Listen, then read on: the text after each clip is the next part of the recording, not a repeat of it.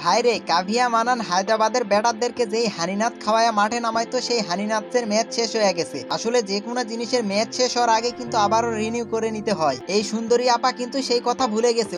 আমাদের অপু ভাই কিন্তু নিজের চেহারা ঘোরানোর জন্য সে হয়তো বা অত্যাধুনিক একটা হানিনাথ সেবন করছিল, কিন্তু সেই হানিনাথের ম্যাচ শেষ হয়ে যাওয়ার পরে কিন্তু তিনি আবারও আগের রূপে ফেরত এসেছেন। কাভিয়া মারান হায়দ্রাবাদের ব্যাটারদেরকে যে হানিনাথ খাওয়াইতো সেই হানিনাথের ম্যাচ কিন্তু এখন আর নাই। তার কিন্তু উচিত ছিল যে ম্যাচ শেষ হয়ে যাওয়ার আগে কিন্তু আরেকটা ডোজ দিয়ে নেওয়া। যদি পাওয়ারের ম্যাচ না শেষ হইতো তাহলে যেই হায়দ্রাবাদ নিজেদের রেকর্ড নিজেরাই করে আইপিএল ইতিহাসে সর্বোচ্চ রান আবার তাদের রেকর্ড ভেঙে তারাই করে, সেই সানরাইজার্স হায়দ্রাবাদ 134 রানে আর অল আউট হয়ে যেত না। প্রথমে 213 রানের টার্গেট দেখে অনেকে ভেবেছিল যে কাভিয়া মারানের দলের কাছে যেখানে 250 রানই দুধ ভাতের মতন, তাদের কাছে 213 রান কিচ্ছুই না। কিন্তু কাভিয়া মারানের দলের যে হানিনাথের ম্যাচ শেষ হয়ে গেছে সেটা তো আর কেউ জানতো না। তবে একটা জিনিস খেয়াল করেছেন যে সাউথ আফ্রিকার মতো সানরাইজার্স হায়দ্রাবাদও কিন্তু সাউথ আফ্রিকা যেরকম বিশ্বকাপে এসে তারা আগে ব্যাট করে 428 রান পর্যন্ত করে ফেলেছিল, কিন্তু পরে ব্যাট করে 300 করতে পারে না, সেরকম সানরাইজার্স হায়দ্রাবাদ আগে ব্যাট করে কিন্তু রান 250 পার করে ফেলায়, কিন্তু পরে ব্যাট করে 150 করতে পারতেছে না। হয়তো প্যাট কামিন্স ভুলে গেছিল যে সে হলুদ জার্সিতে আর নাই, কারণ সে হায়দ্রাবাদের খেলোয়াড়, সে আর চেন্নাইয়ের নয়। কারণ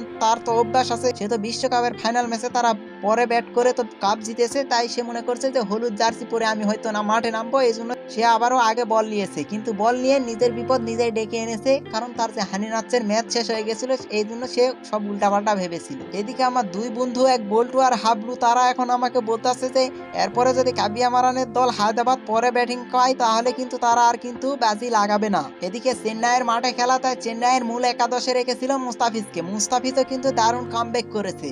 পার্পেল ক্যাপের মালিক কিন্তু জাসপ্রীত বুমরা তাকে কিন্তু ধরে ফেলেছে বাংলাদেশের গর্ব cutter master Mustafizur Rahman. Toss হেরে প্রথমে ব্যাট করতে নামে মুস্তাফিজের চেন্নাই সুপার কিং, তবে ব্যাটিং এ নেমে প্রথমে আউট হয়ে যান অজিঙ্কা রাহানে। এরপরে কিন্তু দলকে বিপদে পড়তে দেননি চেন্নাইয়ের ক্যাপ্টেন ঋতুরাজ গায়কোয়াড়, যদিও মামা দুইটা মিষ্টির জন্য 100টা পূরণ করতে পারেনি। এই ঋতুরাজের সঙ্গে কিন্তু ড্যারি মিচেলও পায় 50 দেখা। বা সিম্মান ডুবে সে কিন্তু 20 বলে 39 রানে একটা ইনিংস খেলে। এই ইনিংসের উপর ভর করে চেন্নাই স্কোরবোর্ডে ওঠে 212 রান। 213 রানের লক্ষ্যমাত্রা ছুড়ে মারে হায়দ্রাবাদের দিকে। এই ছুড়ে মারা রানের জবাব দিতে এক্সপার্ট ডেটের হানিনাথ খেয়ে মাঠে নামবে সানরাইজার্স হায়দ্রাবাদের ব্যাটাররা। এরপরেই কিন্তু এক্সপার্ট ডেটের হানিনাথ খাওয়া ব্যাটারদের মাজা ভেঙে দিতে থাকেন তুষার দেশপান্ডে। সে কিন্তু তুলে নেন একে একে গুরুত্বপূর্ণ 4 উইকেট। এখানেই কিন্তু হেরে যায় সানরাইজার্স হায়দ্রাবাদ। তারপরে বেবি মালিঙ্গা, মাতিসা পাথিরানাও কিন্তু তুলে নেন গুরুত্বপূর্ণ 2 উইকেট।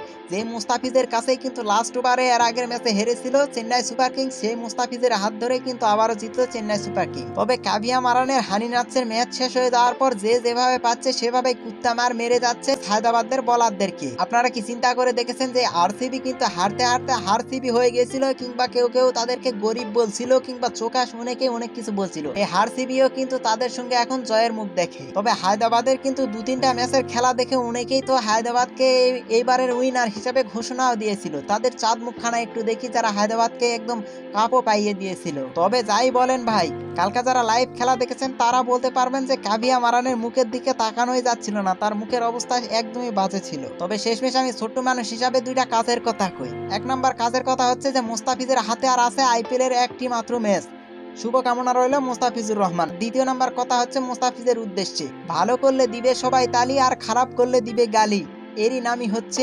বাঙালি।